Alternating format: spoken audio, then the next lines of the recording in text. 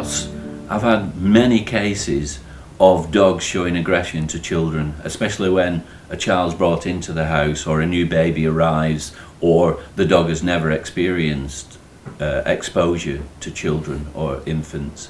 What's your experience? I do a lot of work with social services family placement teams, particularly in regard to adoption and fostering of children, and making sure that the dog is safe for children to go into that environment. And obviously in the course of my daily work, quite often I'll see dogs that are specifically aggressive to children, whether that's children coming into, visiting children coming into the property, or children in the street. And of course, if you don't condition your dog at the appropriate age, or the dog is not familiar with the bizarre animated behaviour of children, then if they encounter that later on in life, then that can be somewhat problematic, simply because dogs are not used to the way that they move. So children move very differently to the way the normal adult moves, and that can often trigger a dog's aggression.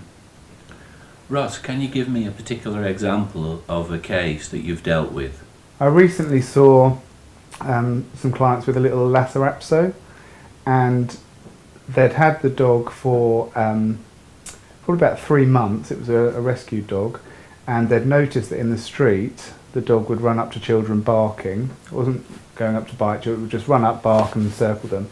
And the lady was pregnant, so she was concerned that the dog's attitude to dogs in the street would obviously come into the home, and when they tried to bring a new baby in, that would be problematic. So I went out with them, and with the usual safety caveats, we conducted some tests just to see really what the dog's motivation was. And as is typical in these cases, the dog was just fearful of the unknown, really, the strange way that children were running around and suddenly changed direction, and the vocalisations that they often make. So really it was a case of gradually desensitising that dog to the unusual behaviour of children, really, and also almost counter-conditioning with the use of rewards from sensible children within public places, and also utilising friends to come and visit, and making sure, of course, that everything's completely safe, and that they started to gradually improve the dog's attitude to young children. And of course, as a part of that, I gave them some advice on bringing their own baby into the house, because although I didn't anticipate a problem when they first brought the baby home, obviously the crawling stages and the toddling stages that children go through, that can be when dogs can react aggressively, simply because of this seemingly strange and unknown behaviour. And regarding the new baby, I think we had about 8 months to work with the dog in the home to start altering the routines, really, because what often people do is they don't think too much about the likely lifestyle changes for the dog when the baby arrives.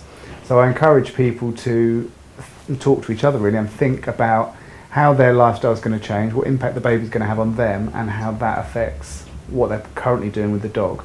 And then if they can make all of those changes beforehand, so that when the baby arrives, it's a very smooth transition. There really are no lifestyle changes with the dog at that point. Yeah, that's interesting. Thank you.